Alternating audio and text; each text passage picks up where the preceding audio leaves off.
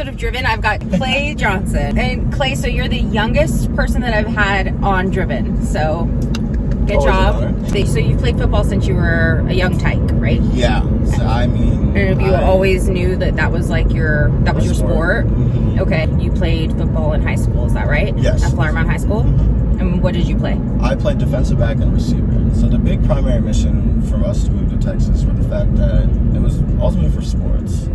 And playing the game as little as at a young age as I did, there was no flag, there was no. It was 6 years old, I'm strapping up a helmet, and we're banging it out for the next 16 years. Mm-hmm. So when you came here, it was a little bit of a culture shock, but you want to play with the best, you want to be the best, you got to go to Texas.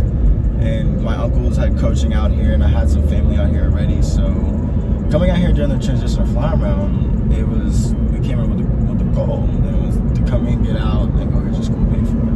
And ultimately, it was a blessing. I'm grateful that I was actually able to go and do that. Mm-hmm. And where'd you go to college? So immediately after Flower Mound High School, I signed with Oklahoma State, and I was playing football there from 2015 to 2016. And then my recruiter that was really close with my family and I, and that brought me out of Flower Mound, brought me to Oklahoma State, went to UTSA, the University of Texas, San Antonio. Mm-hmm. And he called me one summer, and it was just like, you can come here and start right now as a true sophomore. And I've never packed my bag so quick. I was just like, all right, I trust you, I believe in you, I'm riding with you. And then got to UTSA, and he was there for a year, and then guess where he went? Los Angeles Rams. So okay. I'm like, so a couple of connections that went in that way, but some things started to piece in, started to make a little more sense, where like Oklahoma State, UTSA, and then at the same time, all these openings later on down the road kind of came up, and I'm glad that I never burned any of those bridges. But yeah, for the most part, that's a big lesson. Right, you still have a lot of opportunities afterwards.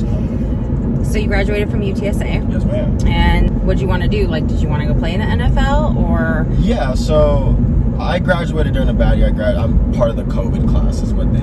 Is that what they call it? Yeah, they labeled us a COVID class. So, I graduated right during the pandemic. It came on, I think, January, about February, March. Yeah, it was March. And the season had just ended in December. So, off-season programs are in full swing. You have pro days, you have combines, but little by little, you start getting these reports. This country's locked down. This country, you're kind of like, it was so new and something that no one's ever gone through, let alone me, that it kind of shook up everything, and it put all of our football plans on hold. I mean, and everyone knows about we couldn't travel. I mean, scouts couldn't go. My pro day was canceled. Wow. Combine invites were over. Agents weren't able to do in-person interviews. They weren't able to size up players. So the whole thing was just sporadic. It was just really, it kind of just sucked. How did you handle that? Honestly, my junior year in college, I dealt with 2 concussions in one season, and I think if I didn't go through the mental stress of getting back to 100% mentally, knowing where I needed to be in order to be myself, it took me a year and 3 months in complete isolation. We have concussions, no phones. I wasn't allowed in meetings.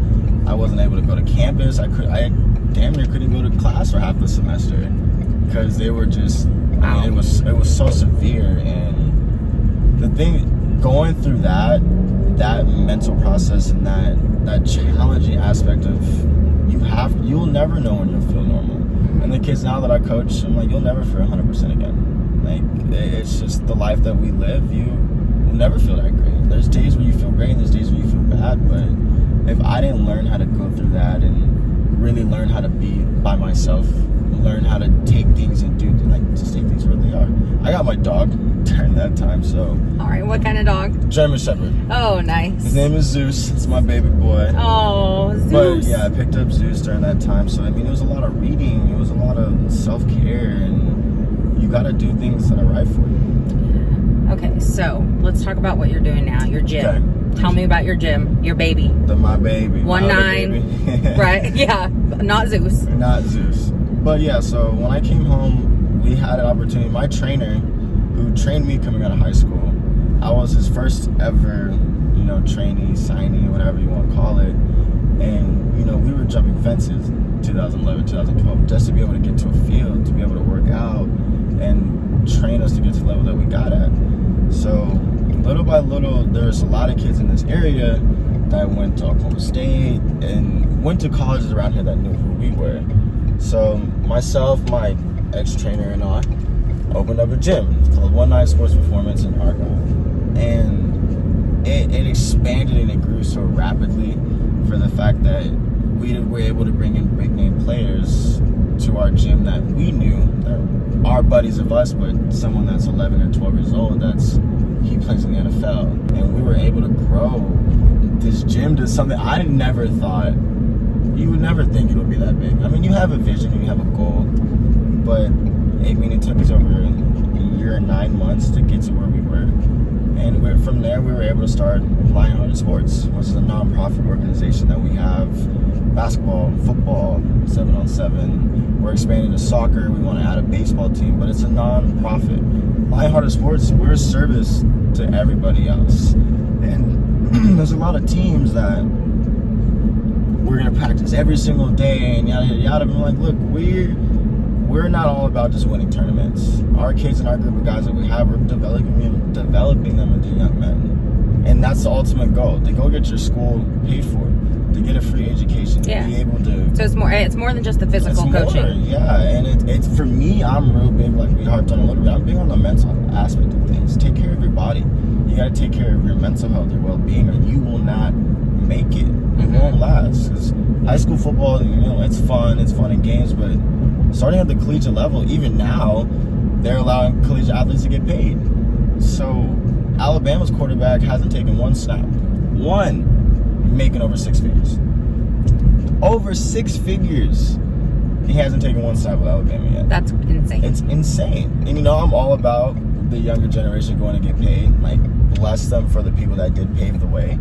But at the same time, that's a full-time job. Right. And I was showing people my camp schedule that I'm going into next week. It's staff meeting 5 a.m., lights out at 11 p.m. Great. All day. So you're a busy guy. Right. You mentioned you're going to camp next week, so we'll talk about that. You do some bartending on the side as well, right? Yeah. I'm not...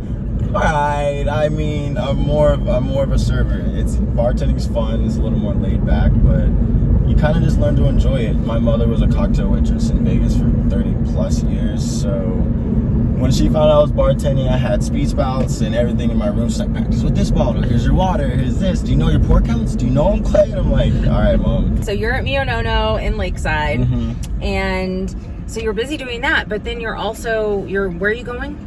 I'm going to McNeese State University. You're going to be gone for a month or so. Yeah, so I just had a collegiate coaching opportunity, which, it's a lot different from the 7-on-7 community. And it's fun. It's a weekend thing. You play 7-8 games over a span of 2 days. But from the team that I had, from being not ranked to obviously being the number 1 in the nation and winning a national championship, it took more than just gifted athletes for us.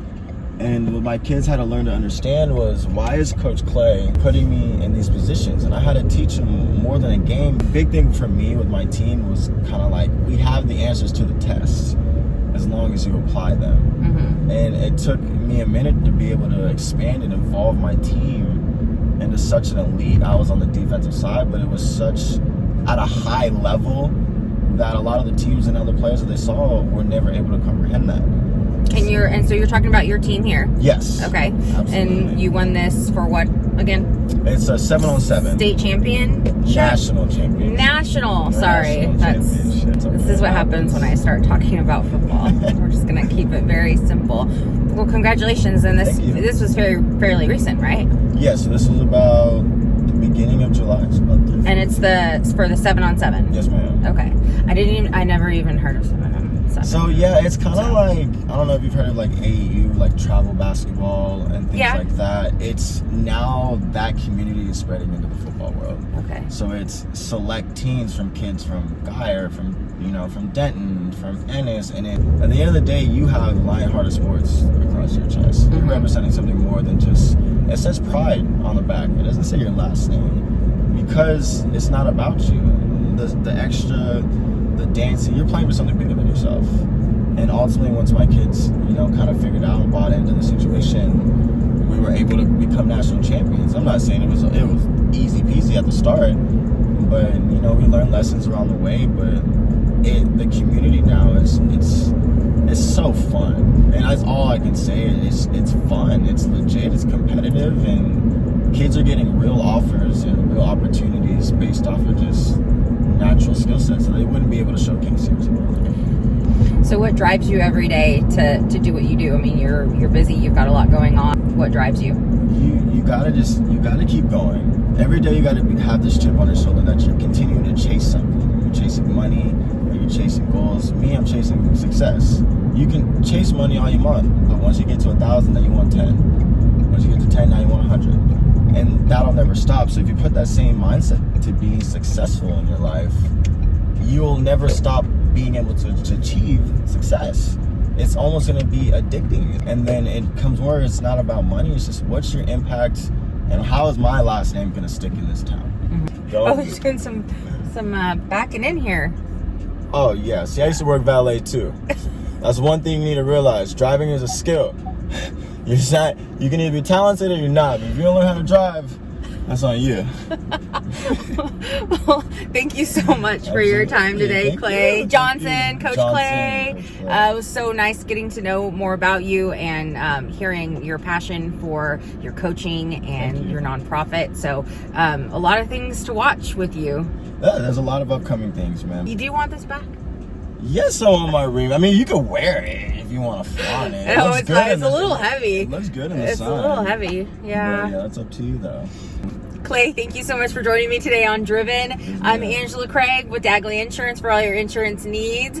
Clay Johnson, Coach Clay, for all of your coaching and bartending needs. That's a fact. And thank you again. And thank you. Thanks for tuning into Driven, and stay driven, everybody. Stay driven.